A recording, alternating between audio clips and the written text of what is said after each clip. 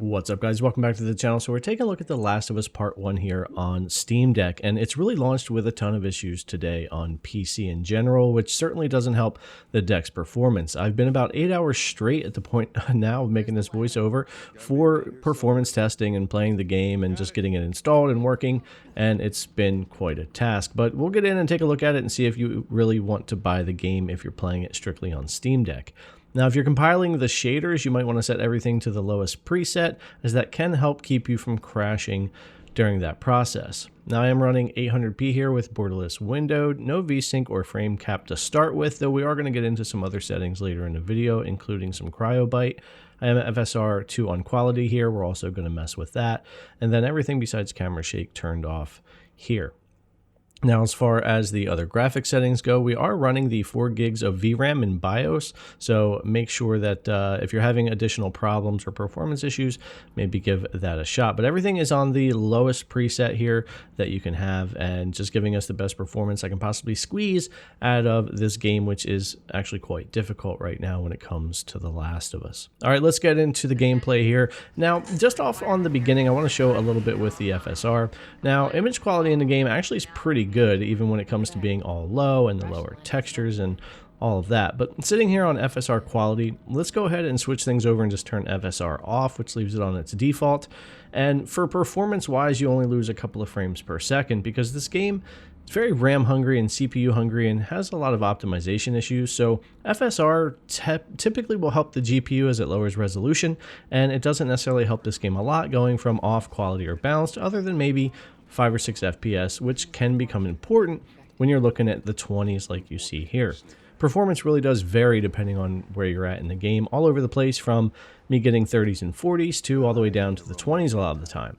In an area like this where the GPU is being pushed to 99%, that's great because we get a nice smooth frame time, a higher frame rate, and the game feels really good at that point. But those areas are far and few between so far when it comes to The Last of Us. Most of the time, the resources are getting eaten up and the GPU is not being pushed to the max, resulting in some pretty messy frame times and lower frame rates, which you'll see here as we move on into some combat where there's more going on. I tested quite a lot of different areas throughout the first few hours of the game with combat, and they're all pretty similar, getting me from 22 to 30 FPS, depending on where I'm at. Sometimes it might go a little bit higher, but again, this game does have its issues and the deck is really struggling to try to power its way through, which it can't really do like a more powerful desktop might.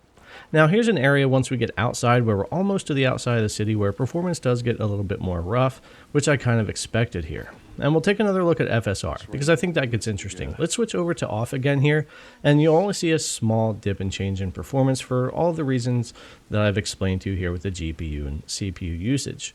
Now, if we go ahead and switch over to balanced, which may be something that helps you in some areas of the game, but not all, you gain a few. You're not seeing the big jumps in FPS you might see in other games where you're really GPU bound and it gains you 5, 7, or 10 FPS. So I'm going to stick with quality for now when it comes to just playing through the game and messing with some stuff here. But that's pretty much what you're looking at for performance when it comes to that. And when you get outside of the city into the real world performance and kind of past the prologue area again, this whole rainy area, even inside the buildings, pretty much stays in the 20s most of the time. Sometimes it will get up there and hang out around 30, but for the most part, at the beginning of this game in this area, that's pretty much what you have to deal with when it comes to performance. Now, I've only had one crash, luckily, during my 6, 7, 8 hours of just playing and messing around with the game and recording, but I know others are having more trouble than that. Now, let's move on to something different.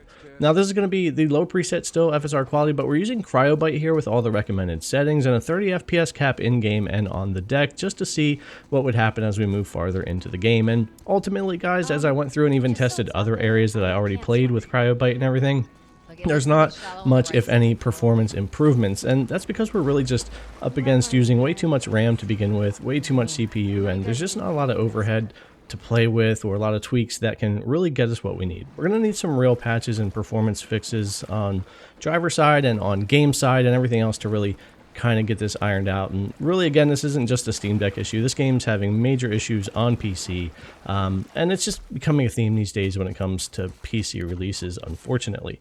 Now here, even with Cryobyte and 30 FPS cap and all of that, when we get into combat inside here, even where we're not rendering outside, we still struggle to get back up to that 30 FPS mark. And again, I've tried many different areas. It's just really going to depend on where you're at in the game.